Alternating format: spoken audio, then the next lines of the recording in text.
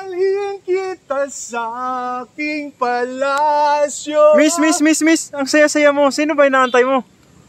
Si Ryan. Sabi kasi ni Ryan, dito na ako mag-antay sa sa I Love Matho. Kasi sabi niya magdi-date daw kami ngayon. Kasi alam na Valentine's ngayon. Tapos, tingnan mo, ang attire ko pang Valentine's Day talaga. Kasi, daw kami, alam mo na, kaya, hoy Ryan, kung nakinig ka ngayon, nandito ako ngayon sa sabi mo sa I Love Matho, kasi sabi mo, Valentine's ngayon, mag-aantay ako dito. Alam mo naman yung pang-attire ko, oh. Di ba? Mabibighanin ka talaga sa kagandahan ko ba? Tingnan mo, oh.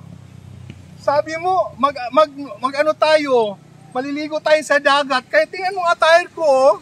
Pang dagat siya.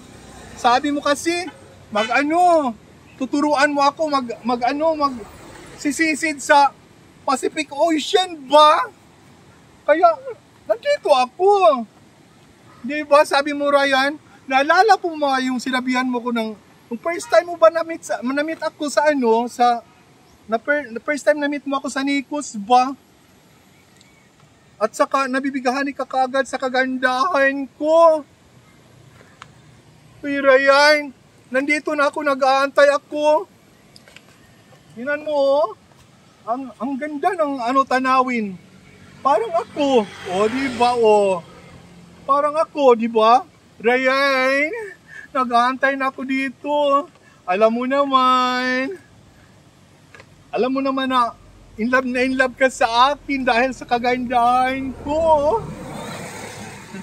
Diba, tingnan mo yung dumaan. Nag-I love you sa akin. Basta Ryan, sumipot ka ngayon din. Dahil pag hindi ka sisipot, maghanap ako ng ibang.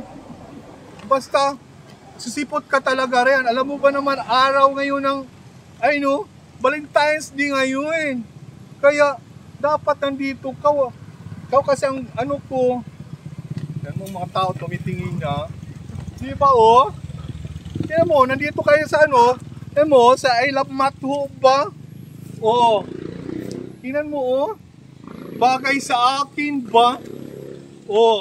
Tingnan mo, Matho. Ito yung heart.